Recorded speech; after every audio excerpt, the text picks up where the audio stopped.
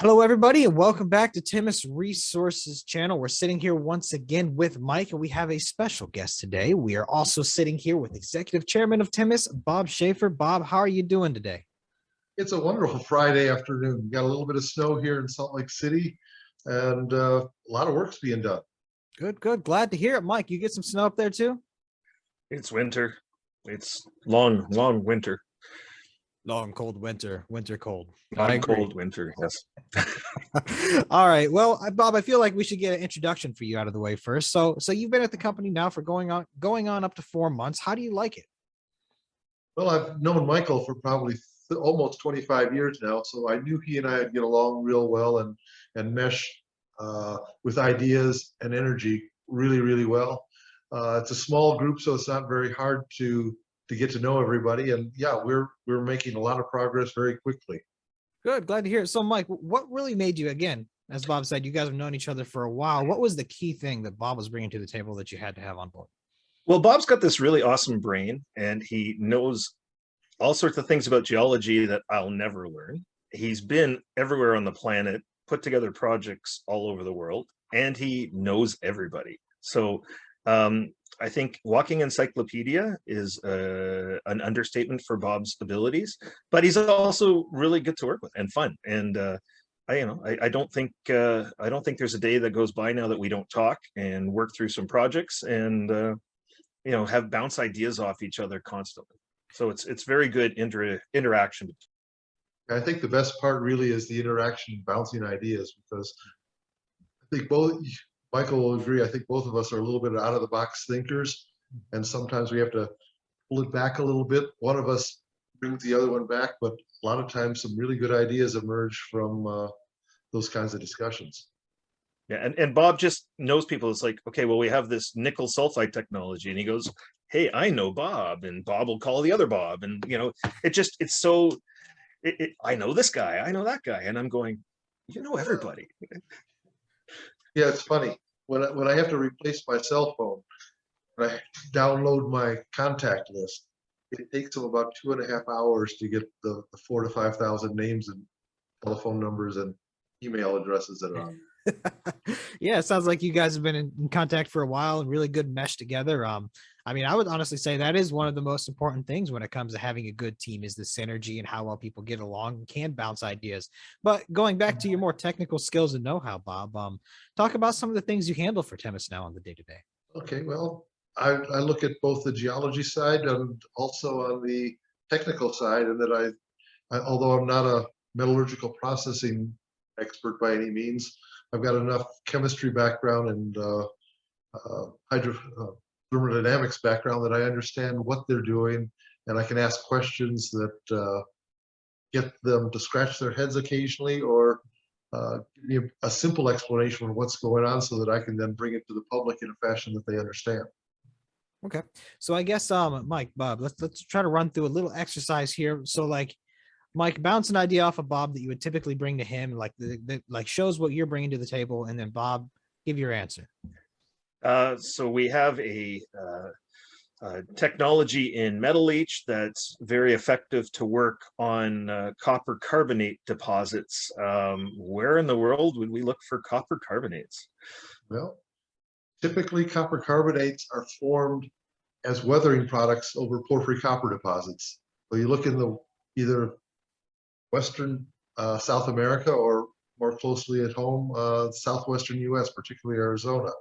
And if you've been looking at, say, a former skarn type copper deposit that's formed as a result of interaction of the porphyry deposit with the surrounding limestone rocks, the interaction creates a copper deposit in the limestones, and when it gets weathered, it goes to copper carbonates.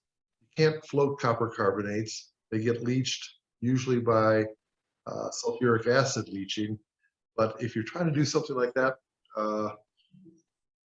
carbonate destroys the acid component, so you're not moving copper around. So utilizing some of the Temas technologies, we can get around that by going with an M leach or something like that, so that you're, instead of lowering the pH, you're raising the pH, and you can get the copper out without neutralization of acid. Woo, Mike, you were not kidding. Bob is an encyclopedia of knowledge. Quick on the draw, too. So, He wow. didn't tell you how many degrees he has, though. I don't think he wants to let it out that he's actually an academic. Ooh. Tell us about I your went to education school way too long. You However, can always learn. It's no big deal with that. That's great. So, Bob, I think you did a great job introducing yourself. So, is any other updates with Temas that you guys want to talk about today before we go? I guess the most exciting thing I'm doing right now is I'm working on acquainting the market more with what Temas is capable of doing.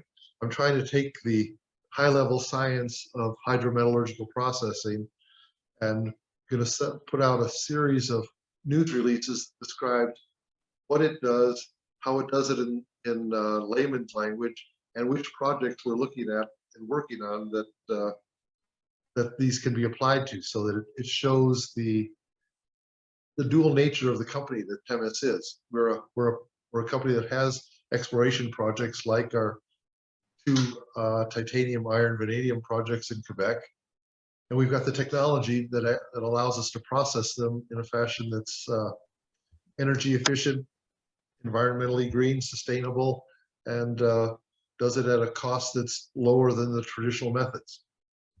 Yeah, I mean, it's definitely true that translating technical know-how into something that everybody can understand is an art form and a skill all itself. So, Michael, is there anything else you want to add to that before we go? Just coming from the opposite side, I've been actually having calls from end users who are looking for nickel salts and cobalt salts for battery cathodes and battery materials.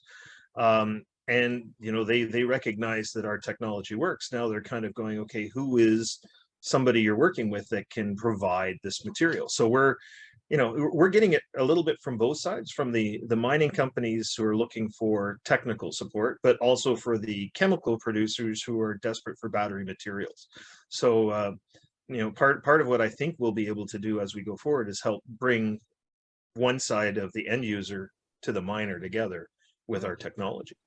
And that linkage will be really, really neat, because not only can we do it with nickel sulfide deposits, which are the traditional source for these high quality metal salts, we've got the technology that can also recover nickel, cobalt, and a few other metals from oxide nickel or lateritic deposits, which have historically been problematic, because essentially every laterite nickel deposit is its own chemistry set, and you have to tweak it in many funny ways in order to get it to function economically.